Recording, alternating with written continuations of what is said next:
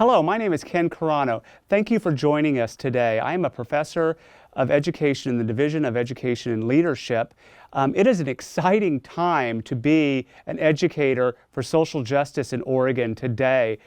With the legislation taking place that we have new ethnic studies standards, tribal history, shared history curriculum, Holocaust and genocide education curriculum here in Oregon. It's a great time. As an Oregonian with lived experiences missing from the curriculum, we're excited that you are looking at the opportunity to join us in education. Today, we're going to be talking about the new ethnic studies standards. Over the course of this video, I will be sharing a teaching framework. This framework focuses on the new ethnic studies standards in Oregon. I will be teaching 5 commonalities within these ethnic studies standards. These commonalities have been vetted by teachers, and here to join me today are 5 student participants who will be doing some activities with me. Hello and welcome to this video. Thank you for joining me. As the student body of the United States becomes increasingly diverse, the goal of this new curriculum is to decenter whiteness and teach through people's experiences rather than about people's experiences. The Oregon Department of Education focuses on these 7 social and ethnic groups when talking about the ethnic studies standards. Additionally, the ethnic studies standards in Oregon's 5 commonalities are identity, histories, resistance, legacy of oppression, and taking action for justice. Over the course of this video, we will be doing activities with each of these commonalities and looking at sub-themes within these commonalities. As you can see from this graph, students at even younger ages start out with basic reasoning, eventually start working with more complex skills as students start analyzing, critiquing, and explaining these as well. So throughout these 5 commonalities, these activities, you will see these skills taking place. The first commonality is identities. Some sub-themes, as you can see up here, for identities are stereotypes, discrimination, and intersectionality. One activity that you could do with this at a more basic level is the cultural iceberg. And as you can see on here with the cultural iceberg, at its surface level, you have some of the values, but there's a lot more underneath the surface that you cannot see. As students are ready for more complex learning when it comes to identities, they can do the intersectionality identity map. With the intersectionality identity map, we have students looking at how 2 or more identities have impacted their privilege or lack thereof privilege. As you can see on the screen, I have done an example map myself of the identity map. The students on our panel have also done this activity, so we will have them share some of these examples that they have done for you. Would anybody mind sharing about their identity map? Thank you, Jesus. Could you share the first question? In what situations do 2 or more of your identities provide you a sense of privilege? Yeah, I feel like being a male and being able to speak English gives me some sort of privilege in the United States. Thank you. That's great. I appreciate that, Jesus. Would anybody else mind sharing? Yeah, so I think that also speaking English gives me a sense of privilege because otherwise it would have been really hard for me to have gone to school here. And it would also be really difficult to communicate in the community, especially in places where there's a lot of jargon or acronyms. Great, thank you. Also, Erica, is a follow-up question and looking at where concerns of or loss of privilege. I know you've shared with me in the past that you are a DACA student. Under certain groups of people who have spoken out against DACA students or dehumanized DACA students, how does that impact identity if you were to come across those people? Well, to be completely honest, I think that it's really frightening. While a lot of people are very welcoming, those people that do dehumanize us often tell us that we need to go back home or that we don't belong here. When even though we have come to love this country and this is the only country we know, and this is what we have learned to see as our home. Wow, that's powerful. Thank you for sharing that with us. Would anybody else be willing to share their response? Jenny, yes, please. From my personal experiences, I feel uncomfortable when my identity of low income background is obvious to people, which I know there's nothing wrong with that, but I don't want people to think that about the challenge that I may have had to overcome or things that I've had to go through or feel sorry for me in any way because it's ultimately shaped the person that I am. Another identity is being a child of immigrants. That is something that I'm extremely proud about, but in many instances, it has given people the entitlement to ask me questions that are unnecessary about my ethnic or family background. Thank you for sharing that.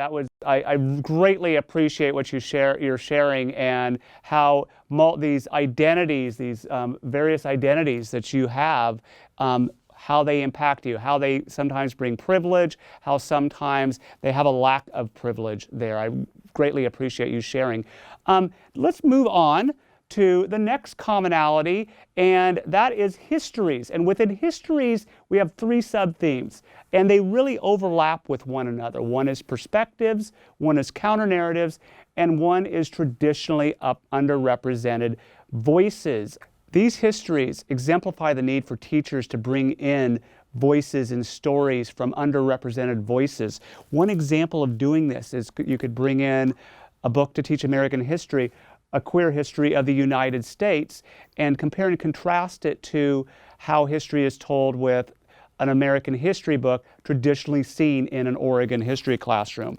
Another way to do this is with an African American and Latinx history of the United States. I had our student panel use this book, an excerpt from this book, to discuss how histories would differ if they use this book from their traditional American history book. Does anybody want to share their example? Avi. You bet. By only teaching from a single viewpoint, we're teaching an incomplete view of history. And those single-sided viewpoints, they help perpetuate unjust systems. In the passage from an African American and Latinx history of the United States, Frederick Douglass accuses progressive Northerners of false innocence, right? They pretend to be morally superior to the Confederacy, but Northern wealth was also built on colonialism, state-sponsored violence, and unpaid labor of African Americans. So we live in a society that's directly connected to and built upon those unjust practices. But by including alternative histories in our classrooms, we're taking a step towards building curriculums that accurately reflect those rich diversities, cultures, and the rich diversities, cultures, backgrounds, and experiences of our communities. Wow, that is great. Thank you for that example.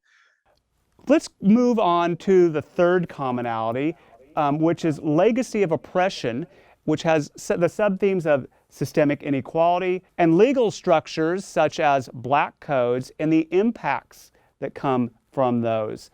One way to learn about systemic inequities is to have students explore redlining, its correlation to neighborhood demographics and current trends in the housing market in the area. Another thing that you can do is to use the Negro Motorist Green Book, which was a book that was published from the 1930s to about the 1960s, used for African Americans to give them a sense of safe places to travel in the United States. What you would find in the book, each year they would have places in each state that would be safe to travel, be it hotels, be it gas stations they could go to, what would be restaurants that would be safe for them to go to, where it would be safe for them to go to have their car worked on, for example. So in a couple of activities that our panel did was, one, they did this by looking at a green book and traveling from Chicago, Illinois to Alabama, and they looked at a green book traveling from San Diego, California to Salem, Oregon. So with those two activities, would anyone like to share their thoughts on traveling from Chicago, Illinois to Alabama if they were in the hypothetical situation of being an African American? Yes, I see a hand up. Is it DJ? Yes. So I thought that if I was an African American at that time, I don't think that I would have been able to make the drive or even wanted to because of the obstacles in my way. I would have had to think about planning my course just in case the cities I go through don't have a place for me to gas or to stay overnight. I definitely think that my trip would be harder and would take a lot longer than if I was white. I'm right there with the stress involved in it, and in the end, it probably would have cost even more because of the length how far out of the way you would have had to go oftentimes. What about closer to us here in Oregon? You're in the 1940s. You're going to use your green book. You're living in San Diego. You want to go on vacation to Salem, Oregon. Yes, Eric. Yeah, I think that if I were, to travel to Salem, Oregon, you can see there that there's no place for them to either stay or get gas. And I put myself in their shoes and trying to imagine like I'm in a place that I don't know with nobody around me that I know. And I think that would be really scary, especially with all of the racism going on at the time. It would be extremely dangerous. I'm with you, yeah. And looking at this on the screen, I actually have the books up from the pages up from California and Oregon. As you can see in Oregon during this time, I think this is from a 1940 Green Book. The only place that you could even safely stay is one place in Portland if you don't know anybody else in Oregon and you're African American. And I don't see anywhere on there to get gas, so I don't know what you're going to do about that. Thank you very much for your insights on that. So for our fourth commonality, we're looking at resistance is the fourth commonality of the ethnic studies standards.